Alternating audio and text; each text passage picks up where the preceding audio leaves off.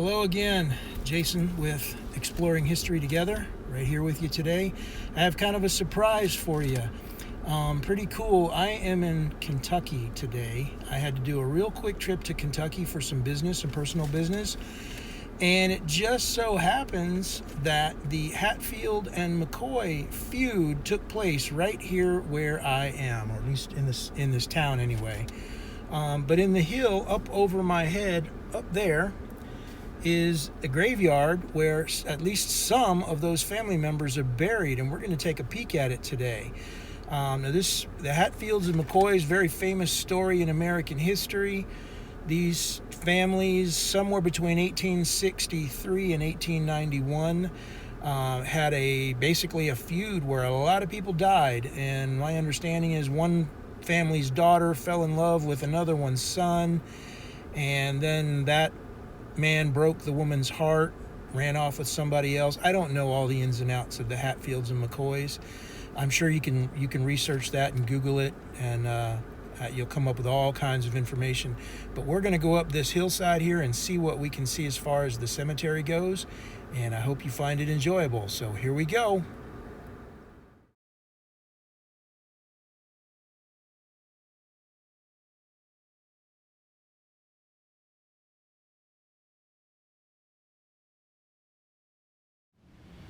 So we are at the Dills Cemetery,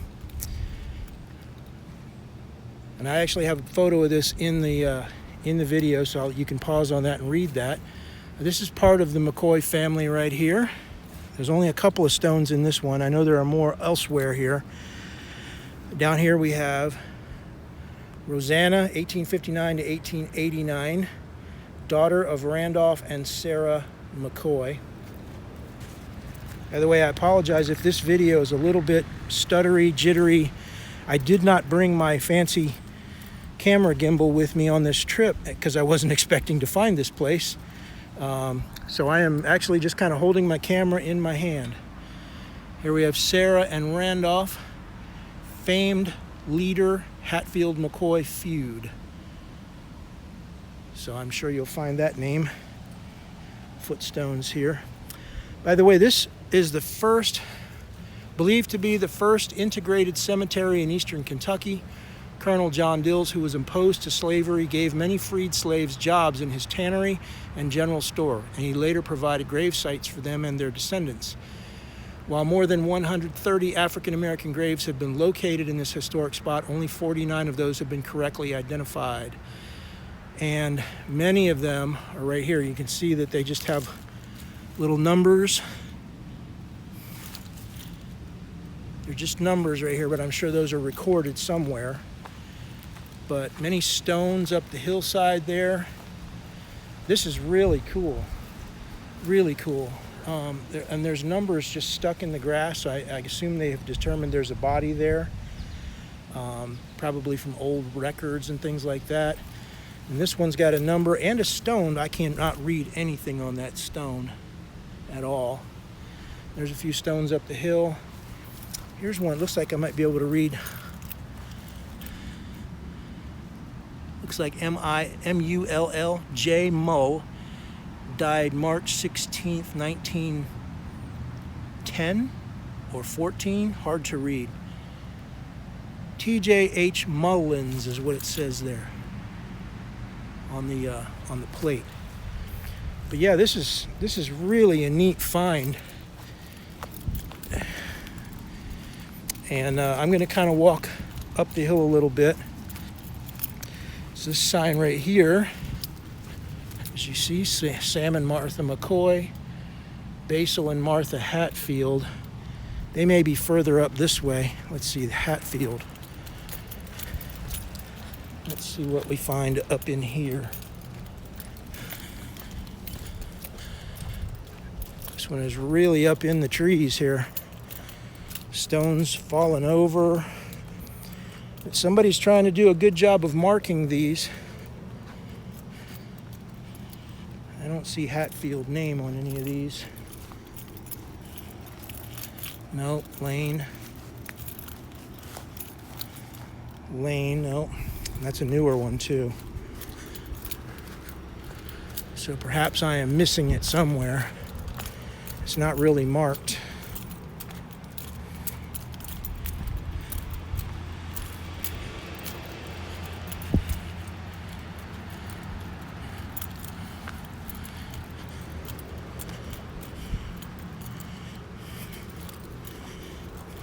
That one there is flat on this side.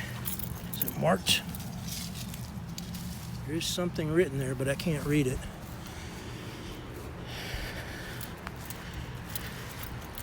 All right, we're going to make our way up this hill here a little bit.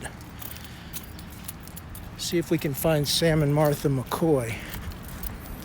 I hope it's marked out a little bit better.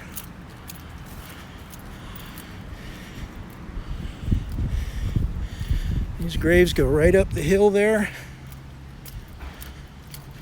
I see a sign down the hill there that says Sam and Martha McCoy. I see a little fenced-in area up here.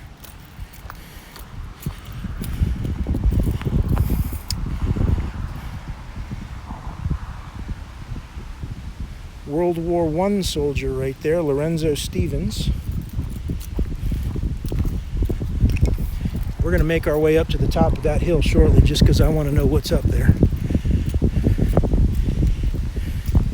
Sam and Martha McCoy. We have a broken stone there. Martha and Sam right there. 1858 to 1942 and 1857 to 1921. Martha and Sam McCoy. This is kind of a nice one, 2 hearts here.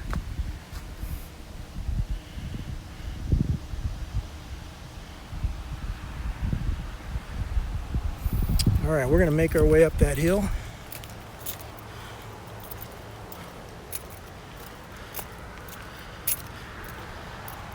Another World War I there.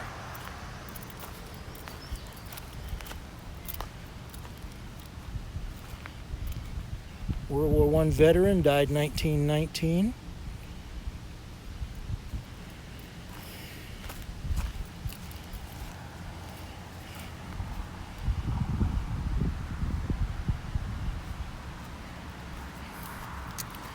We have one in the ground.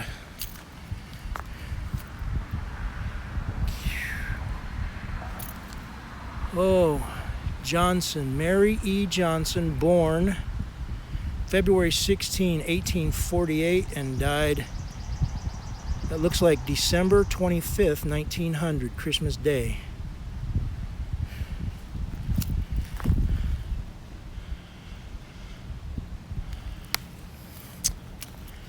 All right, there was a set of stairs over here I'm going to try to find to make my way up that hillside.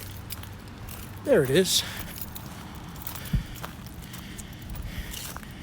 Again, sorry for the jittery picture.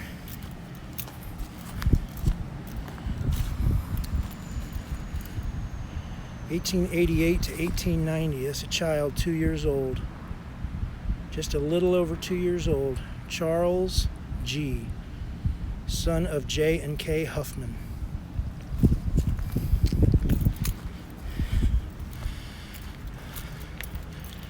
Quite a steep little walk up here, but as I was driving into Kentucky, taking a look at graveyards up on the hillsides, some of them are doggone near vertical. Here we have one, died August 25, 1886, age 62.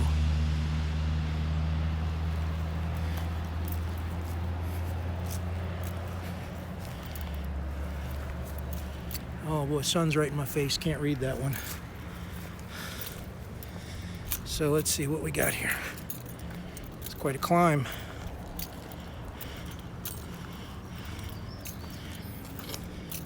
Some nice big stones up here.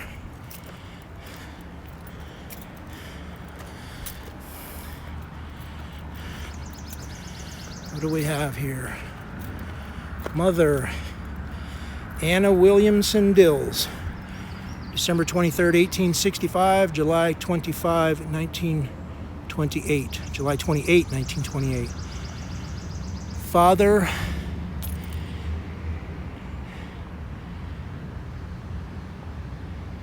Looks like JNOA Dills. Kind of an odd name. November 7, 1858. And then only a 19 in the year spot.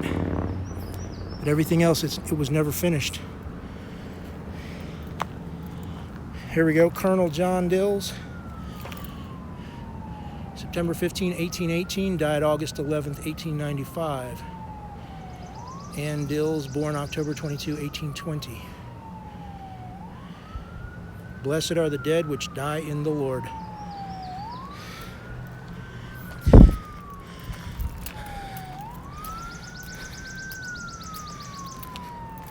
So up here at the top we have another copy of the sign that was at the entrance. But a nice little view spot up here on top. You can look all around, see down to the roadway down below. I apologize for the siren. I hope they're all right.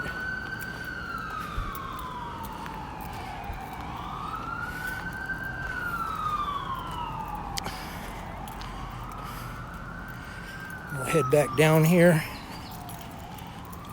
The sign said at the entrance there's over 500 buried in here. And I can believe it. They're kind of all over the place.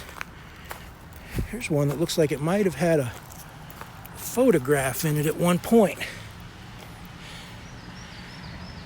Barbara Jean Conley, January 23rd, 1939, September 27, 1941. So a 2-year-old, and that was a photo at one point.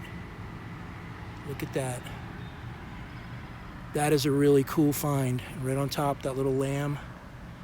Look at that.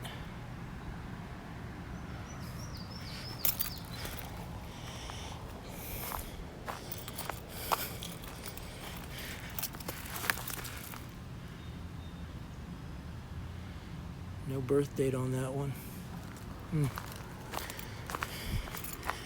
What do we have here?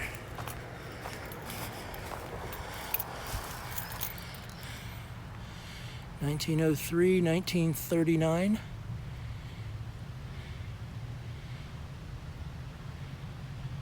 Can't read the first name there. But there's stones peeking out all over the hillside here between the rocks and the trees.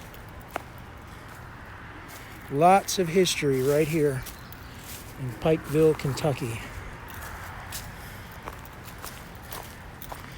I'm going to try and make my way back down here without falling down the hillside.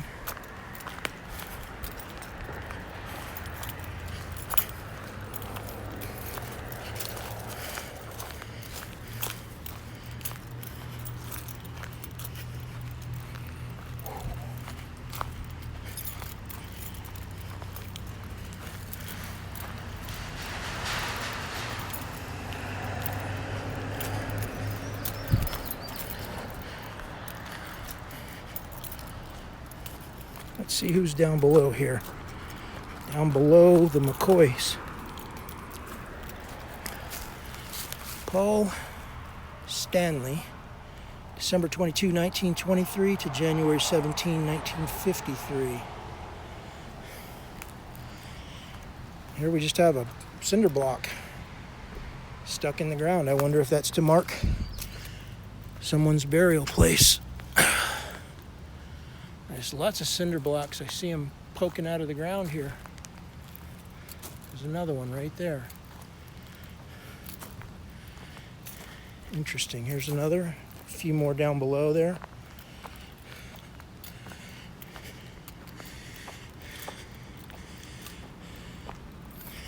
So they've tried, somebody's working on this and trying to get it back into nicer shape. So obviously at some point, this place was probably very nice in here. It's kind of gotten overgrown, but they've cut it back some.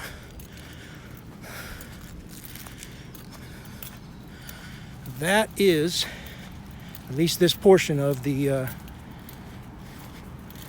Pikeville Cemetery here. Colonel John Dills, the Dills Cemetery, that's what it's called. And we are going to head back down these steep steps. So we've got a grave right here on the hillside. It says Julie Akers White, 1875 to 1920, wife of Harrison White.